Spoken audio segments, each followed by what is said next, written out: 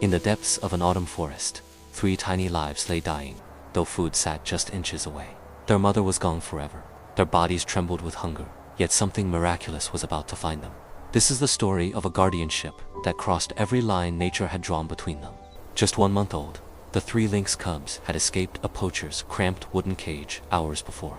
Their eyes had barely opened. Their fur held dust from the chase, small scratches across their soft bodies. The pursuit had ended, but the terror had not. Every rustle of leaves made their small ears twitch. They huddled deep inside a narrow rock crevice, 3 small bodies pressed tightly together for warmth. Cold late autumn winds swept through the stones, carrying dead leaves and the heavy scent of approaching winter. They would not eat. Food had been placed nearby, but hunger seemed less powerful than their fear. Each breath grew fainter. Their tiny chests rose slowly, then slower still, life quietly slipping away.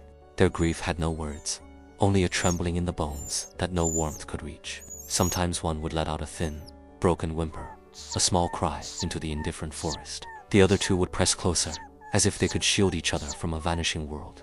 Far from this hidden crevice, another mother walked the forest with full milk and a heavy heart. She was a stray, recently a mother herself, her own puppies fed and sleeping in some safer place. Her nose lifted into the wind. A scent, small, frightened, unfamiliar, drifted through the trees. It was not the smell of her kind. It was not the smell of prey. It was something fragile.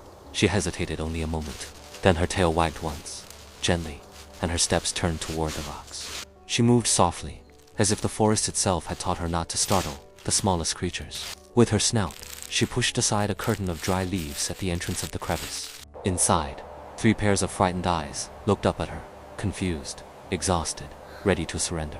The dog lowered her body. She did not bark. She did not lunge. She simply waited, breathing softly. Then she let out a single soft sound, gentler than a bark, kinder than the wind. The first cub stiffened, its small body locked, ready to flee, though its legs could barely hold it. But the dog only lowered her head and reached out with her warm tongue to touch its dusty fur. From its head down to its small back, she licked away the dust, the fear, the loneliness. At first the cub trembled harder. Then, slowly, its tiny body began to relax beneath her care. Something ancient was happening, a language without words, older than species, written into every mother's heart. The second cub crept forward, pulled by a warmth it had thought was lost forever in this world. It pressed itself into the dog's side, finding fur and a heartbeat where there had been only stone. The third followed, smaller than the others, its steps unsteady, its eyes still wet with old tears. The dog gathered them in like she had always known them, like they had never been strangers. That night, in the rock crevice, 3 small lives that had been fading found a heartbeat to follow. By dawn, for the first time in days, the cubs ate, not from hunger alone, but from hope. The forest woke slowly around them, golden light filtering through the trees like a quiet blessing. Day by day, the cubs grew stronger under her watchful eyes and the steady warmth of her body. Their fur began to shine. Their wobbly steps grew sure. Their eyes brightened with the returning life. They began to play, pouncing on falling leaves, wrestling each other in mock battles among the roots. The dog watched them with patient eyes, her tail thumping softly against the forest floor. She was their world now. Wherever she went, 3 small shadows followed close behind her paws. They had found in her something they had thought was lost forever, a mother who would stay. But the forest had its own quiet law. Lynx are not meant to stay close to anyone forever. The wild was calling them, in every bird call, every shifting shadow, every scent on the wind. The dog began to lead them deeper into the woods, toward places thick with prey and shelter. She would walk a few steps ahead, then turn back, her eyes asking them to be brave. The cubs would whimper softly and rush to her, pressing against her legs, refusing to be left behind. She did not push them away. She only waited, gentle and patient, until their fear softened again. Then she would show them how to crouch low, how to read the wind, how to listen. She taught them which plants were safe to nibble, which scents meant prey, which meant danger. With each lesson, their lynx nature began to surface. Sharper eyes, softer footsteps, ancient instincts waking. Yet every evening, they would return to her side, curling up beneath her warm flank to sleep. In a quieter clearing, rich with food and shelter, she finally found a place to let them go. She did not leave at once. She stayed, watching, until they could leap, hunt, and survive alone. The day the first cub caught its own prey, the dog watched from the trees and quietly turned away. There was no goodbye, only a long, lingering look that spoke what neither could ever say.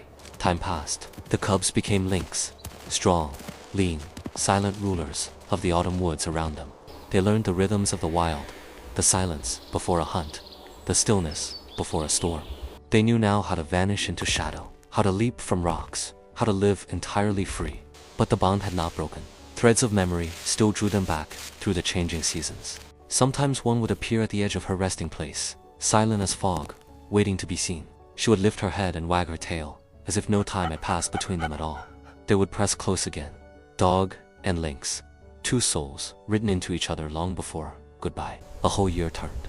The leaves fell again. The forest dressed itself in deep autumn gold. Then, one cold morning, one of the Lynx did not return when the others gathered to play. Far away, beneath a fallen tree, the missing one lay alone, its fur dull, its body shaking. Sickness had found it. The herbs of the forest were not enough. Its eyes were closing again. It would not eat. It barely moved. Each breath came shallow, each one quieter than the last. The forest seemed to hold its breath. The story that had begun with hunger threatened to end again. But somewhere far away, a familiar nose lifted into the air. A scent had carried through the trees. She knew it instantly. The scent was older now, deeper, but still her child, still her own. She walked through forest after forest, never resting, following the thread that pulled her onward.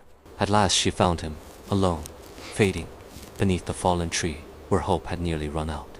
She did not hesitate. She lay beside him, and her warmth wrapped around him like a remembered song. She licked his forehead. She groomed his dull fur. She stayed, just as she had stayed before.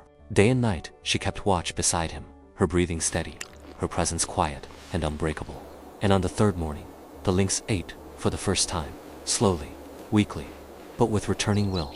Soon his fur began to shine again. His eyes brightened. Strength returned to his long, quiet limbs. The strongest medicine, it seemed, was never made of herbs or roots, but of love that simply stayed.